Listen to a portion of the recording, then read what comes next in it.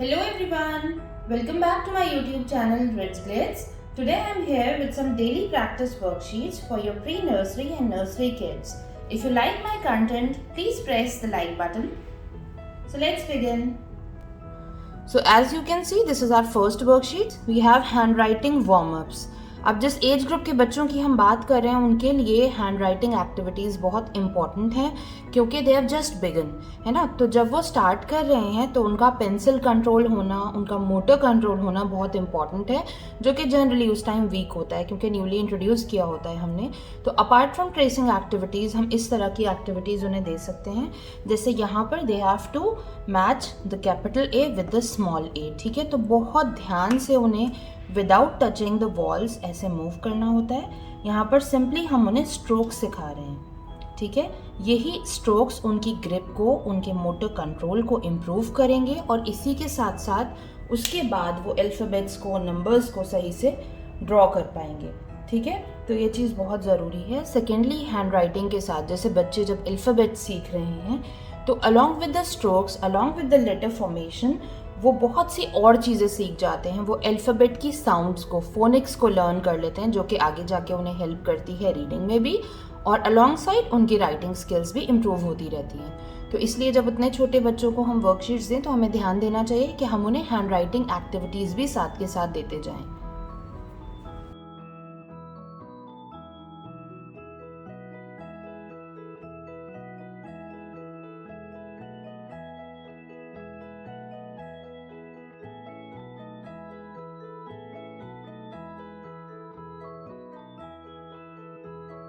As you have seen, इस activity को बहुत ज़्यादा सफाई से नहीं किया गया है। और दूसरी चीज़ ये है कि छोटे बच्चे हैं ना, तो वो सिंगल टेक में पूरा स्ट्रोक नहीं ले सकते उस तरह, तो ब्रेक कर करके किया है। और यहाँ कई जगह ये जो है वॉल से टच भी हुआ है, तो इससे आप ये चीज़ ईजिली अंदाज़ा लगा सकते हैं कि आप इसको कस्टमाइज़ कर सकते हैं अपने बच्चे के लेवल के अकॉर्डिंग। इनकी जो पैसेजेस हमने बनाए हैं, इनकी विड्थ को आप इंक्रीज़ कर सकते हैं अगर उन्हें ज़्यादा डिफ़िकल्टी हो रही है तो। और ये एक्सरसाइज सिर्फ उस एज ग्रुप के बच्चों के लिए नहीं है, प्री नर्सरी वालों के लिए ये आप थोड़ी और डिफ़िकल्ट करके और बड़े बच्चों को भी दे सकते हैं, क्योंकि ये सिंपली एक बोरिंग सी हैंड राइटिंग एक्टिविटी नहीं है। बच्चों को इसमें एक सेंस ऑफ अकम्पलिशमेंट भी आता है, काफ़ी देर तक इंगेज भी रहते हैं, क्योंकि यहाँ उन्हें लगता है कि ये जो बीच बीच में ये जो नैरो टनल है ये उनके लिए एक हर्डल पेश कर रही है। तो उसको सॉल्व करने के लिए इसके दौरान प्रॉब्लम सॉल्विंग स्किल्स भी वो लर्न करते हैं और साथ के साथ वो स्ट्रोक्स भी बनाना सीखते हैं। इम्प्रूवमेंट होता है कहीं ना कहीं थोड़ा बहुत। Now let's move on to the next worksheet. So this is our next one, count and trace. इसमें हम उन्हें काउंट एंड मैच एक्टिविटी भी दे सकते थे, है ना, या हम मैचिंग ना देते, सिंपली हम ये ड्रॉ कर देते और यहाँ एम्प्टी बॉक्सेस छोड़ देते। लेकिन इंट्रोडक्टरी लेवल पे बेटर है कि हम बच्चों को ऑब्जेक्ट्स को एसोसिएट कराएं अलॉन्ग विद नंबर्स। ठीक है, तो उसके लिए ये ज़रूरी है कि हम उन्हें पहली बार जब कराएं तो हम उन्हें सिंपली काउंट करने के लिए दें 1 2 3 4 5 इज़ रिटन हेयर। उन्हें इसके ऊपर बस ट्रेस करना है। ठीक है, तो उन्हें लगेगा कि ये जो चीज़ हम उन्हें दे रहे हैं ये उनके बस से बाहर की नहीं है, बहुत ज़्यादा डिफ़िकल्ट नहीं है, उनके लेवल की है। ठीक है, क्योंकि इनिशियली हम उन्हें नंबर लिखने के लिए दे देंगे, उनके लिए थोड़ा डिफ़िकल्ट होगा। यहाँ उन्हें लगेगा कि हमने उन्हें असिस्टेंस प्रोवाइड की हुई है। ठीक है, तो ये उनके नंबर सेंस को डेवलप करने में, नंबर फॉर्मेशन उन्हें सीखने में हेल्प करेगा। सिंपली उन्हें काउंट करके इसको ट्रेस करना है। जिस तरह से ये किया, लाइकवाइज वो इसको भी करेंगे। 1 2 3 4 इज़ रिटन हेयर, इसके ऊपर सिर्फ ट्रेस करना है। यहाँ पर हम मेक श्योर करते हैं कि हम वर्कशीट्स को काफ़ी ज़्यादा अट्रैक्टिव बनाएं, क्योंकि शुरू में जब बच्चे को हम लेकर बैठते हैं तो वो जनरली अटेंशन नहीं पे करते हैं, उनको इंटरेस्ट नहीं आता है। तो बेटर है चीज़ें उनके लिए अपीलिंग हों। ठीक, 1 2 3 4 5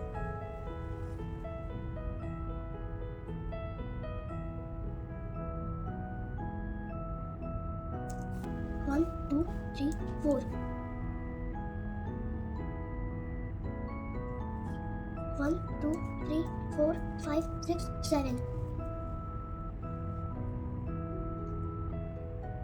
1 2 3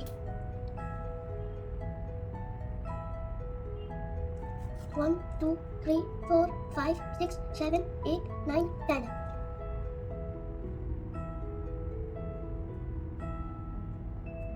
1 2 so this has been done. जब भी आप अपने बच्चों को काउंटिंग एक्टिविटीज़ कराएं तो make sure to supplement them with some actual items, ठीक है। मैथ्स मैनिपुलेटिव्स का यूज़ करें, आपके पास कुछ और नहीं है, सिंपली कलर्स होंगे, पेन्स होंगे, है ना, किसी भी चीज़ को आप यूज़ कर सकते हैं। अब हम इन्हें काउंट करने के लिए देंगे, तो they will count it like 1 2 3 4 5, ठीक है। तो इस तरह से जब हम उन्हें थ्योरेटिकली के साथ साथ प्रैक्टिकली भी ये चीज़ दिखाएंगे कैसे करके उन्हें काउंट करना है, जबकि ये काफ़ी है बट स्टिल अगर आप इस तरह से कराएं तो ज़्यादा बेटर है, उसमें उनका नंबर सेंस ज़्यादा अच्छे से डेवलप हो पाएगा। तो मैथ्स भी जब आप बच्चों को करा रहे हैं जब भी, तो आप कोशिश करें कि उन्हें प्रैक्टिकली करा के दिखाएं, चाहे वो एडिशन हो चाहे सब्ट्रैक्शन हो, उसमें आप मैनिपुलेटिव्स का यूज़ करें। Next one is complete the series, ठीक है। यहाँ पर हमने अल्फ़ाबेट्स की सीरीज ली है, नेक्स्ट वर्कशीट में हम नंबर्स की सीरीज लेंगे। ये सीरीज एक्टिविटीज़ जो होती हैं बच्चों को कराने के लिए, इसका ये बेनिफिट होता है कि ये बच्चों को सीक्वेंसिंग में हेल्प करती है। वो एक सीक्वेंस को अच्छे से लर्न कर पाते हैं, पैटर्न्स को ऑर्गेनाइज रीऑर्गेनाइज कर पाते हैं, वो समझ पाते हैं कि किसके बाद क्या आएगा। थोड़ी चीज़ों को अच्छे से समझने में और प्रेडिक्ट करने में एक सीक्वेंस को, एक ऑर्डर को उनको हेल्प करते हैं, ठीक है। अब ये आपको बच्चों को जब करानी है जब उन्हें A to Z लिखना आ गया है, that depends on your kids capacity.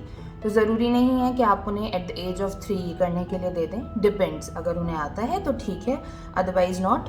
यहाँ पर हमने अपर केस और लोअर केस दोनों लेटर्स लिए हैं, जो उन्हें आता है आप उन्हें वो पहले कराएं, लोअर केस नहीं आता है दैट्स ओके, ठीक है, वो चीज़ बाद में भी हो सकती है।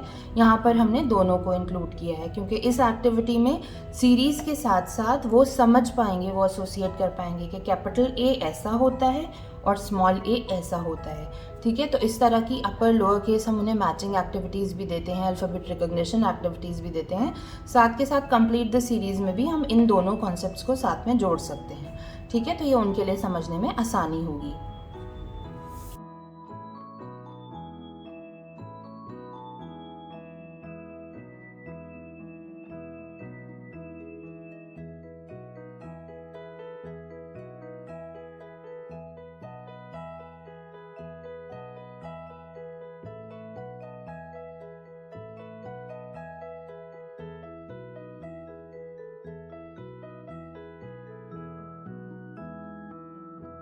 So this has been done. Now we'll move on to the complete the series activity of mathematics. ठीक है, next one is this complete the series. Complete the series के बेनिफिट्स मैंने आपको बताए। सिमिलरली हमने यहाँ पे सीरीज़ ली है और यहाँ हमने ट्राई किया है कि हम 20 से आगे ना जाएं, क्योंकि जनरली 4 इयर्स तक के बच्चों को 20 तक की काउंटिंग आती होती है ना, तो उस हिसाब से हमने 20 तक ही रैंडमली नंबर सीरीज़ ली हैं और उन्हें बच्चों को कंप्लीट करना है। 1 2 3 4 5 6 7 8 9 3 4 5 6 7 8 9 10 2 3 4 5 6 7 8 9 10 11 11 12 13 14 15 16 17 18 1 2 next sorry 14 15 16 17 18 19 20 21 22 23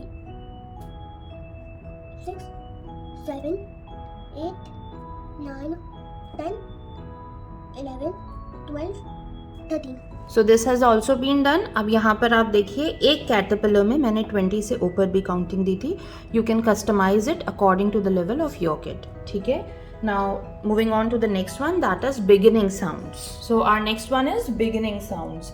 अब बिगिनिंग साउंड्स हम बच्चों को क्यों सिखाते हैं, क्यों इस तरह की एक्टिविटीज़ उन्हें देते हैं, उसकी इम्पॉर्टेंस ये होती है कि जितनी जल्दी बच्चे फोनिक्स सीख जाएं, अल्फ़ाबेट्स की साउंड्स को सीख जाएं, उतना उनके लिए बेटर होता है, क्योंकि वो हेल्प करता है उनको कि वो लेटर्स को उनकी साउंड्स में डिकोड कर पाएँ, ठीक है। तो उस तरह जो अनफेमिलियर वर्ड्स भी होते हैं वो प्रिंट फॉर्म में देखते हैं या इधर उधर कहीं भी उन्हें नज़र आते हैं, तो वो लेटर साउंड्स के थ्रू उन्हें डिकोड कर पाते हैं, उन्हें बोल पाते हैं, ठीक है।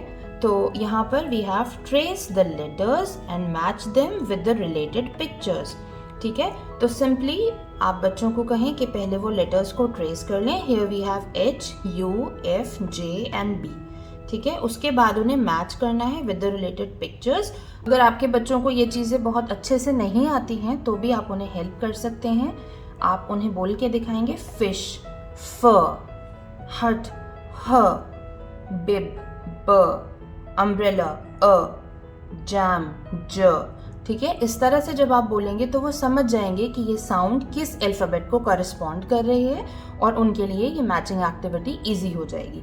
ठीक है, तो बच्चों के लेवल के अकॉर्डिंग आप उन्हें असिस्टेंस प्रोवाइड करें, उन्हें हेल्प करें और अकॉर्डिंगली वो इस वर्कशीट को इजीली कर पाएंगे। H, U, F,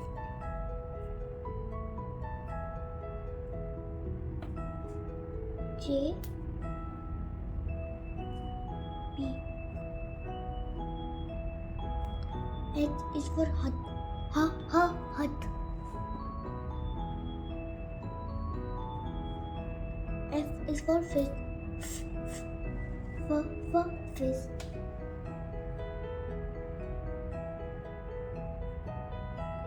U is for umbrella. Umbrella. J is for jam. Jam.